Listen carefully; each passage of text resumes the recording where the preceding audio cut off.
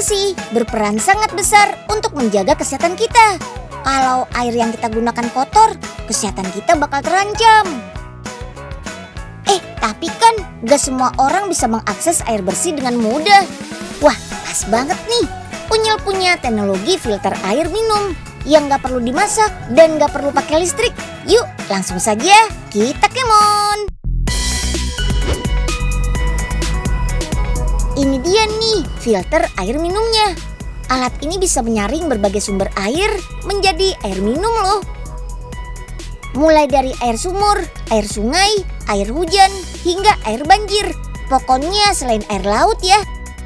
Gak perlu merebus dan tidak menggunakan listrik. Air yang disaring siap untuk diminum. Wih, praktis ya. Filter air minum ini menggunakan 5 tahap penyaringan. Pertama, air ditampung di kontainer. Di kontainer ini terdapat candle filter. Filter ini akan menyaring kotoran kasar seperti lumpur, lumut, dan lainnya.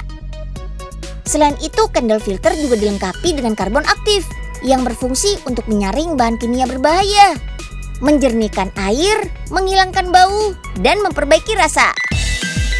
Selanjutnya, air akan diteruskan di kontainer kedua. Di sini ada filter lagi, namanya keramik filter. Filter ini punya ukuran 0,4 mikron yang bisa menyaring kuman.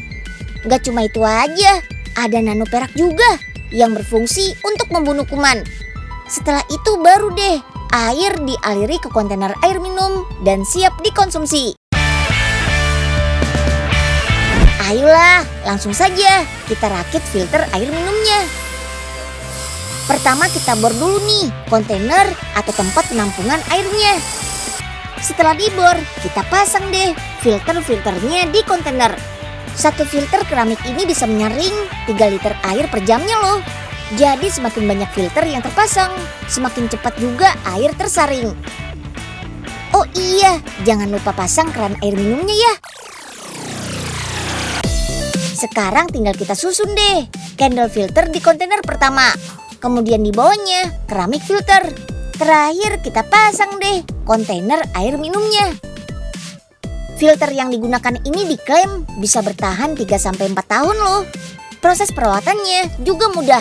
Cukup dibersihkan dengan air mengalir menggunakan spons kasar. Jangan pakai sabun ya, biar air minumnya nggak bau sabun. Produk yang mulai dikembangkan sejak tahun 2017 ini juga sudah melalui berbagai macam uji coba. Mulai dari menggunakan air sungai sampai air sumur loh. Hasilnya air bebas dari bakteri.